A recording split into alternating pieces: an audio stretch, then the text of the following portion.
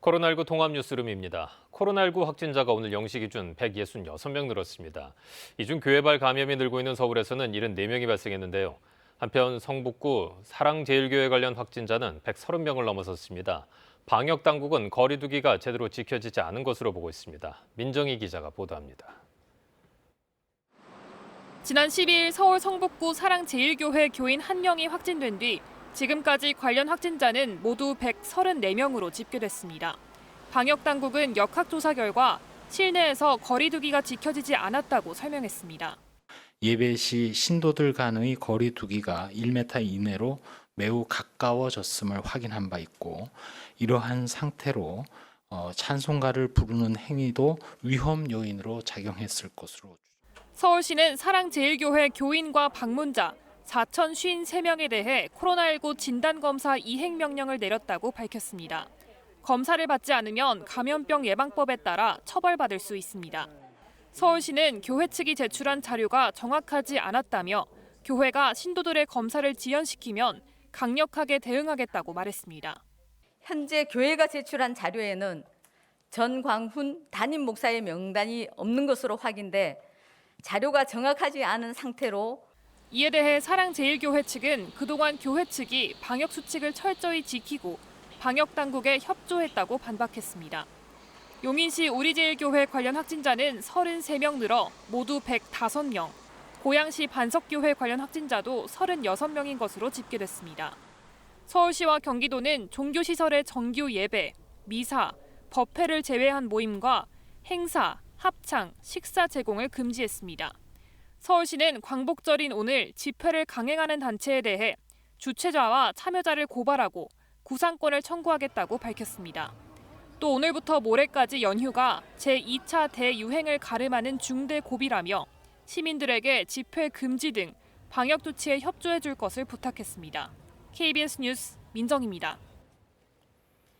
이처럼 수도권에서의 확산세가 심상치 않은데요. 경기도에서는 신규 확진자가 100명 넘게 발생한 것으로 자체 직비했습니다. 특히 경기도 양평의 한 마을에서는 30명이 넘는 주민이 확진 판정을 받았는데 어르신 마을잔치에서 집단 감염이 이루어진 것으로 추정되고 있습니다. 장혁진 기자가 보도합니다. 경기도는 코로나19 신규 확진자가 오늘 0시 기준으로 108명 늘었다고 밝혔습니다. 정부 집계 확진자 수보다 36명 많은데 경기도는 정부 통합 시스템 입력이 늦어졌고 추가 확진자는 내일 확진자 통계에 반영될 것이라고 설명했습니다.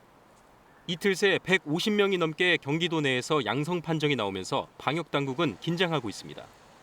경기 양평군 서종면에서는 주민 31명이 무더기로 확진 판정을 받았습니다.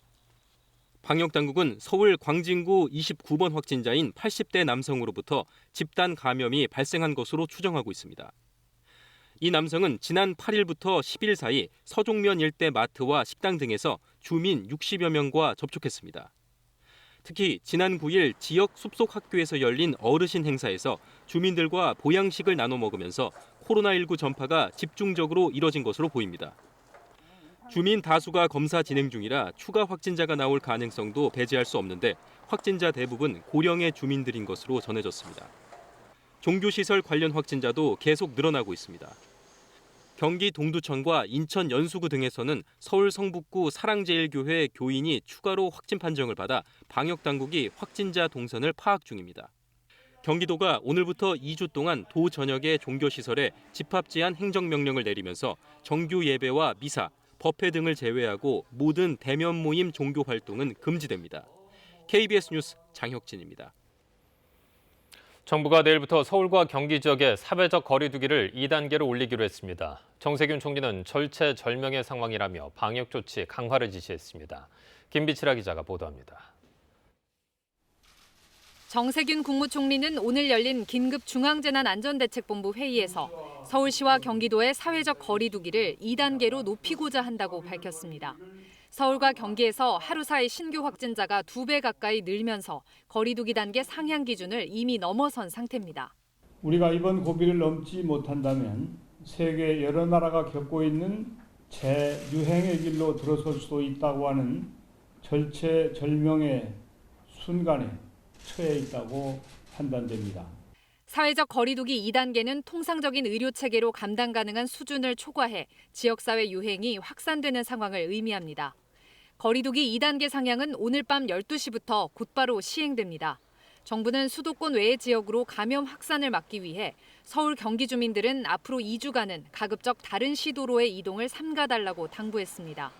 실내 50명 이상, 실외 100명 이상 모이는 모든 모임을 자제해야 하고 PC방을 포함한 고위험 시설 13개 업종은 강화된 방역 수칙을 준수해야 합니다. 수도권의 스포츠 행사는 무관중 경기로 전환됩니다. 사회복지용시설, 어린이집 등은 휴관을 권고하며 긴급 돌봄 등의 필수 서비스는 유지할 계획입니다. 학교는 기존과 같이 등교 수업과 원격 수업을 병행하되 밀집도를 3분의 1 수준으로 조정해 등교하도록 할 예정입니다. 정부는 내일부터 2주간 거리두기 2단계를 유지한 뒤 위험도를 평가해 추가적인 방역 강화 여부를 판단한다는 방침입니다. KBS 뉴스 김비치라입니다. 내일 시작할 예정이었던 한미연합훈련이 코로나19 확진자 발생으로 긴급 연기됐습니다. 군 관계자는 후반기 한미연합 지휘소 훈련 개시일이 오는 18일로 예정보다 이틀 연기됐다며 코로나19 확진자가 발생한 것이 영향을 미쳤다고 오늘 밝혔습니다. 대전 자운대에 파견된 육군 간부가 어제 확진 판정을 받고 생활치료센터에 입원했는데 이번 연합훈련에 참여할 예정이었던 것으로 알려졌습니다. 문재인 대통령은 오늘 광복절 경축식에서 국가가 개인의 인간다운 삶을 보장하는 헌법 10조의 시대를 열겠다고 밝혔습니다. 또 일본에 대해서는 강제징용 문제와 관련해 피해자 인권 존중을 위해서 협력하자고 제안했습니다. 홍성희 기자가 보도합니다. 옛 동대문 운동장에서 열린 경축식은 생존 애국지사들을 맞이하며 시작됐습니다.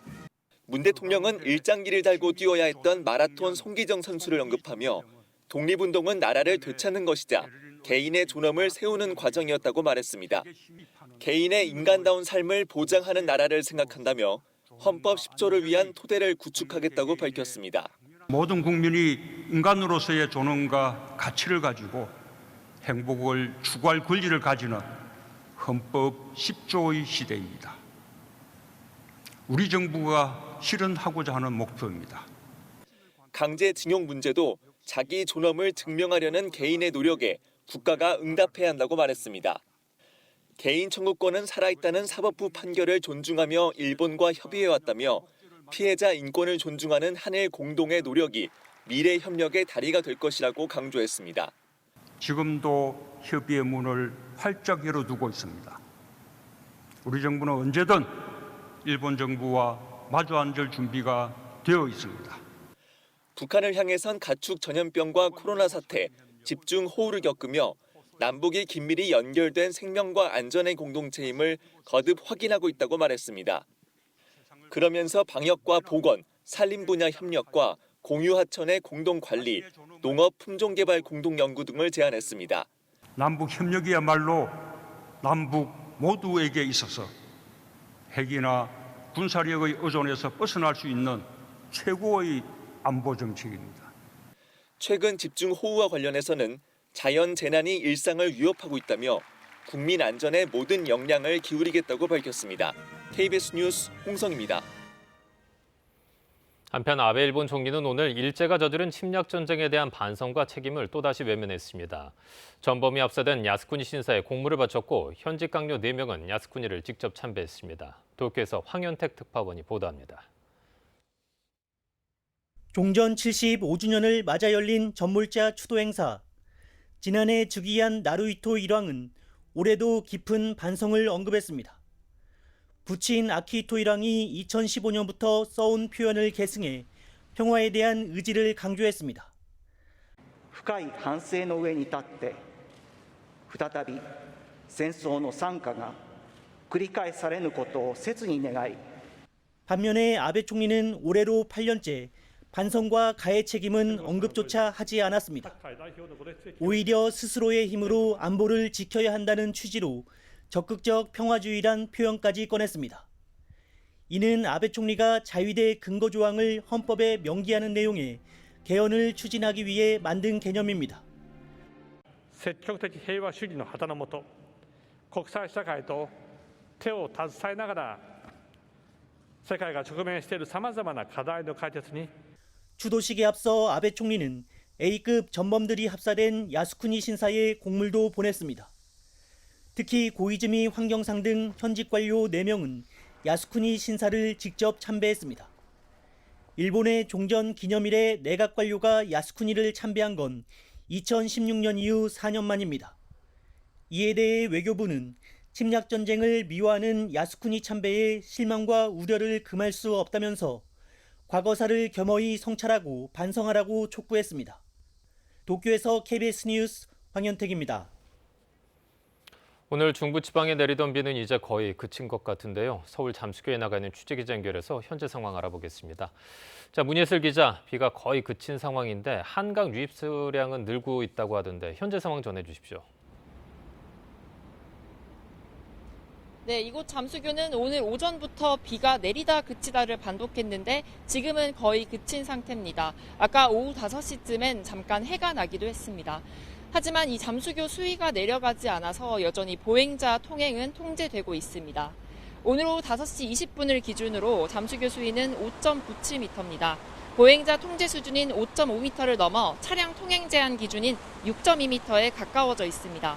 보시는 것처럼 비는 그치고 오후 2시를 기점으로 만조시각도 지났지만 문제는 팔당댐 방류량입니다. 오늘 오전 7시부터 초당 5,400여 톤으로 늘어난 팔당댐 방류량이 줄어들지 않고 있습니다. 한강 홍수통제소 관계자는 팔당댐 방류량이 한동안 이 정도 수준을 유지할 예정이라 한강 수위도 쉽게 내려가지 않고 있다고 설명했습니다. 그럼 서울 시내 하천은 계속 통제가 이루어지는 건가요? 그렇진 않습니다. 한강 지류인 서울 시내 하천들은 팔당댐 방류량에 크게 영향을 받지 않는 만큼 비가 그친 뒤에는 수위가 낮아지고 있습니다. 서울시는 오늘 오후 12시 30분 서울 전역에 호우주의보가 해제되며 대부분 하천에서 출입이 가능해졌다고 설명했습니다. 다만 오랜 비로 하천 정비와 청소가 끝나지 않은 일부 구간은 통제돼 있으니 확인하셔야겠습니다. 한강공원도 현재 반포 시민공원을 제외하고는 전 구간 출입 가능합니다. 지금까지 서울 잠수교에서 KBS 뉴스 문예슬입니다. 빗줄기가 많이 약해졌습니다. 비가 그친 곳도 많은데요. 현재 수도권 일부 지역에는 아주 약하게 이슬비가 내리고 있는 상태고 충북의 북부 지역과 경북 북부 지역을 중심으로 비구름이 지나고 있는데요. 시간당 5mm 안팎의 강하지 않은 빗줄기가 이어지고 있습니다. 내일 오전에는 장마전선이 북한 쪽으로 북상을 하겠습니다. 우리나라는 장마전선의 영향권에서 벗어날 것으로 예상되는데요. 역대 최장기간 이어졌던 장마가 내일 모두 끝이 나겠습니다. 일단 오늘 밤까지 수도권 남부 지역과 강원 남부 지역 그리고 충북 북부와 경북 북부 지역에는 5에서 20mm, 경기 북부와 강원 영서 북부 지역은 내일 아침까지 10에서 40mm의 막바지 장맛비가 더 이어질 것으로 예상되고요. 내일 아침 이후에는 중부지방은 구름 많은 날씨가 이어지겠고요. 남부지방은 대체로 맑은 날씨가 펼쳐지겠습니다. 이제 중부지방도 무더위가 시작되겠습니다. 전국 대부분 지역에는 폭염특보가 발효 중인 상태인데요. 밤사이 열대야가 이어지겠습니다. 아침 기온 25도 안팎으로 출발해 낮과 밤 계속해서 무더위가 이어지겠고요. 한낮 기온은 대구가 37도까지 오르며 찌는 듯한 더위가 계속되겠습니다. 전주와 대전, 청주가 34도, 강릉 35도, 서울이 31도까지 오르겠습니다. 물결은 대부분 잔잔하게 일겠고 해상에 안개가 끼는 곳이 많겠습니다. 다음 주 대체로 맑은 날씨와 함께 무더위도 계속될 전망입니다. 건강관리 잘하시길 바랍니다. 날씨였습니다. 코로나19 통합 뉴스룸을 마칩니다. 고맙습니다.